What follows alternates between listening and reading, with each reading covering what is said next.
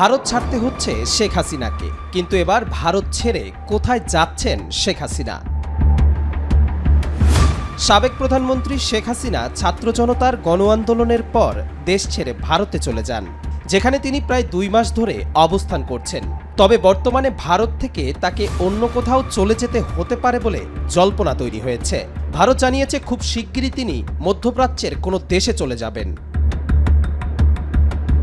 যুক্তরাষ্ট্র ভারতের কাছে জানতে চেয়েছে শেখ হাসিনা কিভাবে দিল্লিতে অবস্থান করছেন। জবাবে ভারত জানিয়েছে তার অবস্থান অস্থায়ী এবং তিনি খুব দ্রুত মধ্যপ্রাচ্যের একটি দেশে চলে যাবেন। শেখ হাসিনা 5 আগস্ট গণ আন্দোলনের ফলে পদত্যাগ করে ছোট বোন শেখ রেহানাকে সঙ্গে নিয়ে ভারতের গাজিয়াবাদের হিন্দন বিমান ঘাঁটিতে পৌঁছান। এরপর থেকে তার সঠিক অবস্থান প্রকাশ্যে আসেনি। এরই মধ্যে বাংলাদেশে অন্তর্বর্তী সরকার গঠিত হয়েছে, যার প্রধান করা হয়েছে নোবেলজয়ী ডক্টর মোহাম্মদ ইউনূসকে। এছাড়া শেখ হাসিনার কূটনৈতিক পাসপোর্টও বাতিল করা হয়েছে, যার ফলে তিনি ভারতে বৈধভাবে থাকার সময়সীমাও অতিক্রম করেছেন। এখন তাকে নতুন কোনো দেশে আশ্রয় নিতে হতে পারে। কবির চৌধুরী জয়, মাই টিভি।